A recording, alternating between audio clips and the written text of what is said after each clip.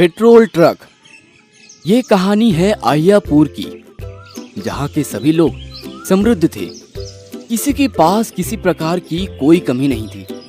बस एक चीज की कमी थी, किसी के पास भी गाड़ी नहीं था, जिसका सबसे बड़ा कारण यह था कि आसपास के क्षेत्र में कोई भी पेट्रोल स्टेशन नहीं था। पेट्रोल स्टेशन गांव से 50 किलोमीटर दूर शहर में था।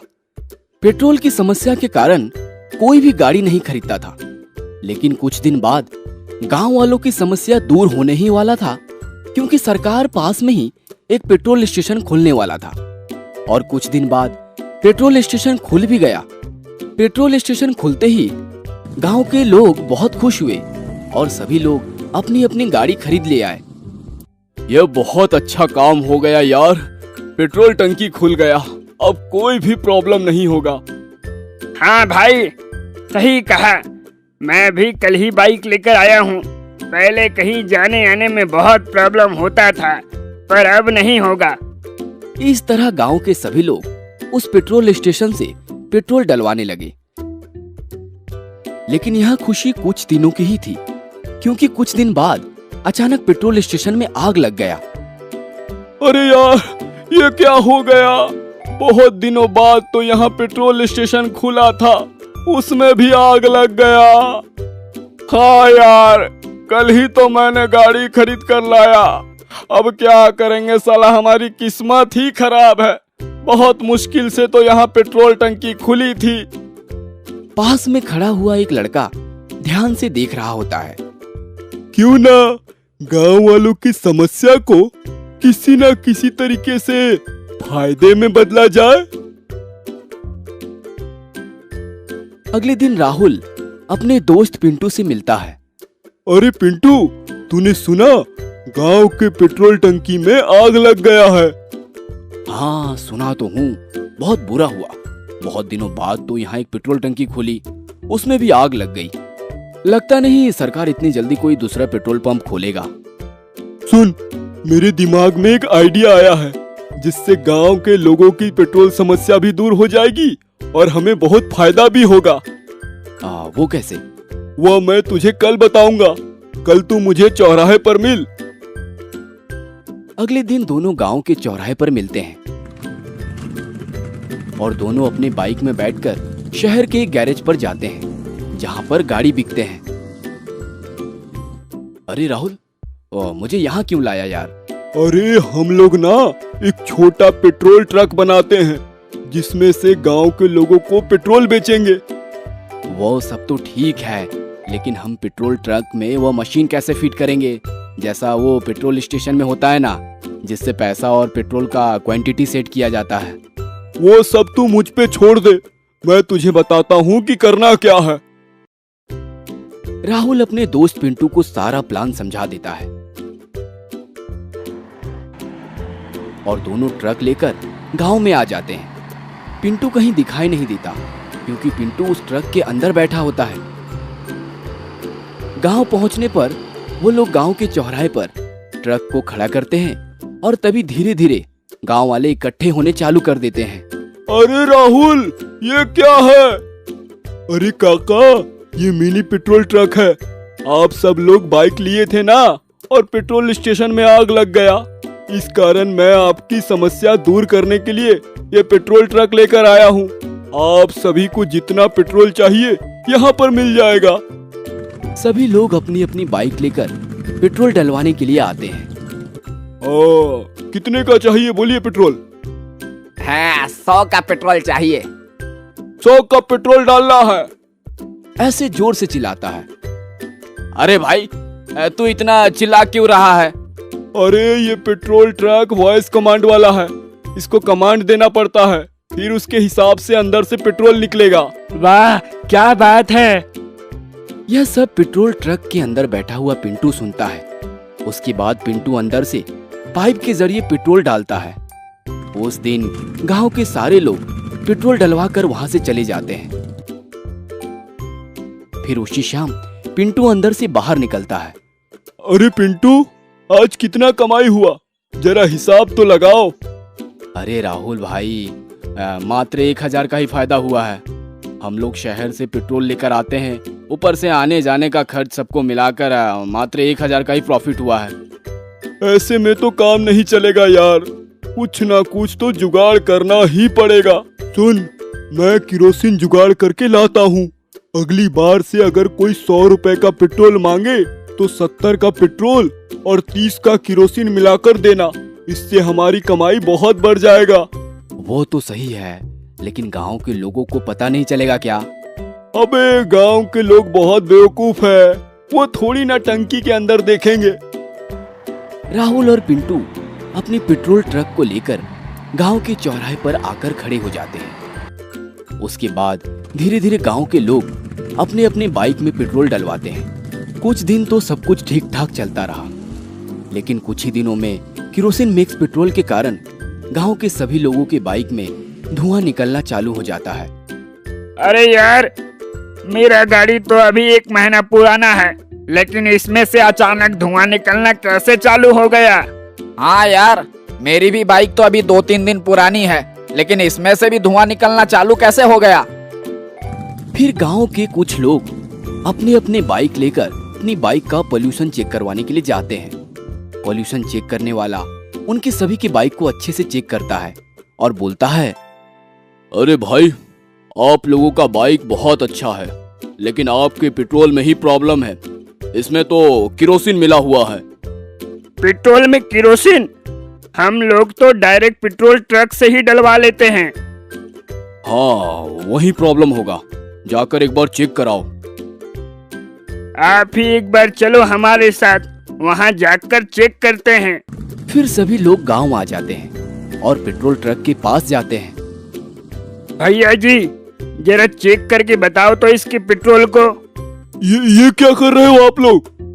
तो चुपचाप खड़े रहे, सबके बाइक में एक साथ प्रॉब्लम आ गया है।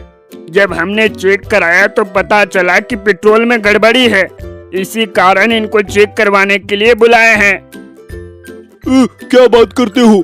मेरे पेट्रोल में कोई भी प्रॉब्लम नहीं है, ये 100% शुद्ध है। अभी पता चल जाएगा, दूध का दूध और पानी का पानी। पोल्यूशन चेक करने वाला अच्छे से चेक करने के बाद बताता है, इसके पेट्रोल में ही प्रॉब्लम है, इसमें किरोसिन मिला हुआ है। भाई, पुलिस को फोन करो।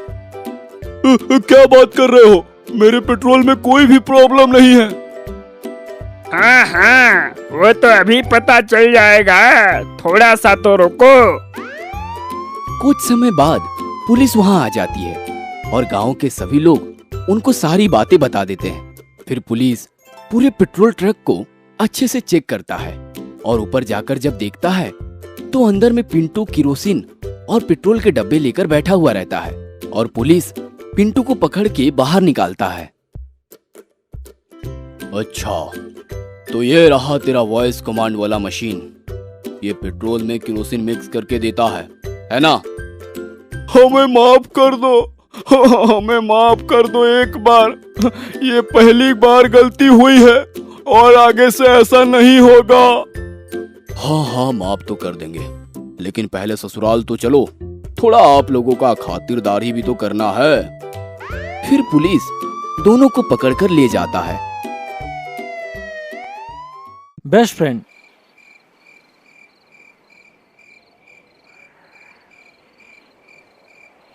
राहुल, सुभाष और शिवानी एक ही स्कूल में पढ़ते थे।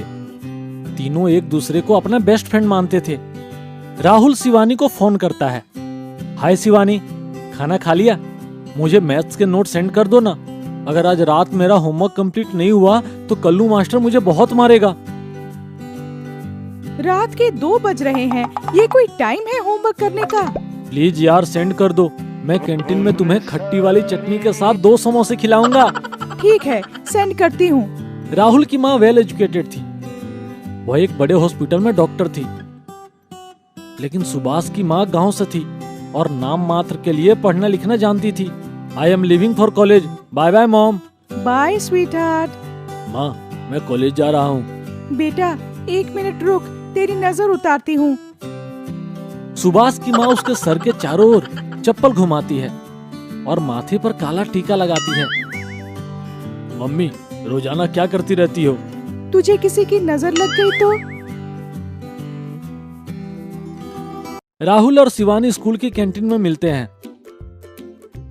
चल समोसे खिला खट्टी चटनी के साथ। अरे यार, पैसे तो घर ही भूल गया। बेटा, आजकल ऑनलाइन पेमेंट का जमाना है, मोबाइल तो तू भूला नहीं होगा। तभी सुभाष वहाँ आ जाता है। ये पेंट के अंदर कच्चा पहनना भूल जाए, लेकिन मोबाइल नहीं भूल सकता। तू इंजीनियरिंग करने जा रहा है ना? हाँ, और तू डॉक्टरी है ना? हाँ देख, डॉक्टरी की पढ़ाई करने वाले लोग डॉक्टर ही बनते हैं, लेकिन इंजीनियरिंग की पढ़ाई करने वाले लोग चपरासी से लेकर मुख्यमंत्री तक बन सकते हैं। तो वो छोड़, कल वैलेंटाइन डे था, तूने नेहा को प्रपोज किया या नहीं? हाँ किया, लेकिन उसने मुझे थप्पड़ मारा। क्यों? क्योंकि मैंने प्रपोज डे पर कहा, दीदी आई लव यू। अरे वो देखो, हमारे मैथ्स वाले सर खाली कटोरी में रोटी डुबो डुबो कर खा रहे हैं। तीनों सर के पास जाकर पूछते हैं, सर यह खाली कटोरी में कैसे खा रहे हैं? अरे भाई, हम गणित के अध्यापक हैं, हमने मान लिया है कि कटोरी में दाल है। डैनियल क्रैग की मूवी लगी है, चलो देखने चलते हैं। Daniel Craig? यह कौन सा जानवर है? जानवर नहीं है, हॉलीवुड का हीरो है।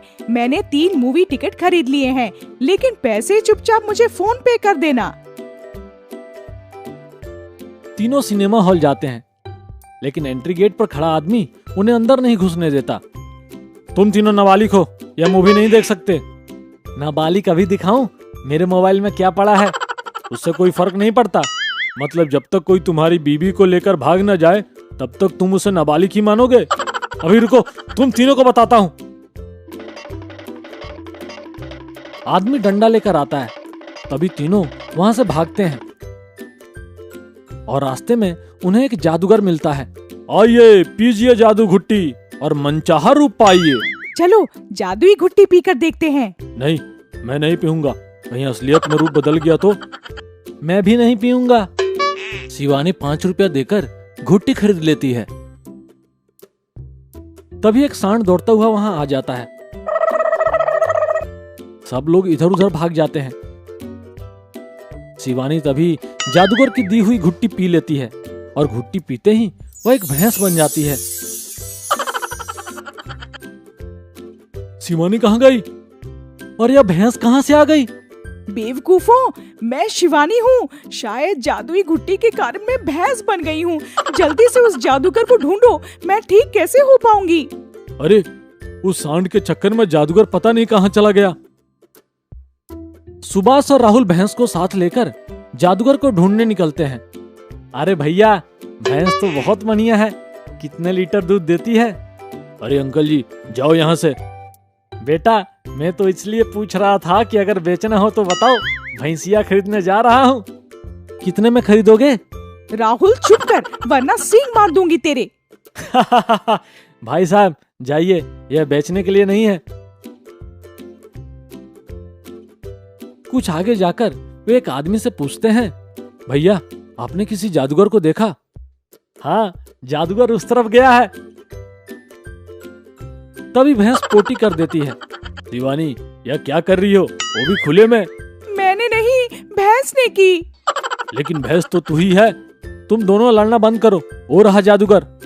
ओ जादूगर जी, आपकी जादू घुट्टी पीकर हमारी फ्रेंड भैंस बन गई, अभी दोबारा असली रूप में वापस कैसे आएगी? 1000 रुपया लगेंगे। यार मेरे पास तो पैसे हैं नहीं। शिवानी, तू एक रात भैंस बनकर रह ले, पैसे कल तक हम अरेंज कर लेंगे। भिखारियों में दे दूंगी पैसे, तुम चुपचाप जादूगर को पैसे दो और मुझे ठीक करवाओ। सुभाष जादूगर को 1000 रुपये देता है।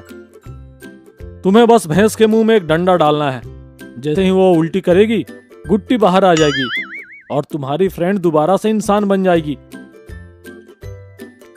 सुभाष भैंस के मुंह में डंडा डालता है, भैंस उल्टी करती है और शिवानी बन जाती है। तुम दोनों के पैसे नहीं मिलेंगे। क्यों? तुमने भी तो मेरे टिकट के पैसे नहीं दिए, मामला बराबर हो गया। तुझे भैंस ही बने रहना था। शिवानी दोनों को जीभ दिखाकर भागती है। राहुल और सुभाष उसका पीछा करते हैं। दोस्तों, अगर आपको ये कहानी अच्छी लगी और आप आगे भी इस प्रकार की कहानियां देखना चाहते हैं, तो हमारे इस चैनल को जरूर सब्सक्राइब करें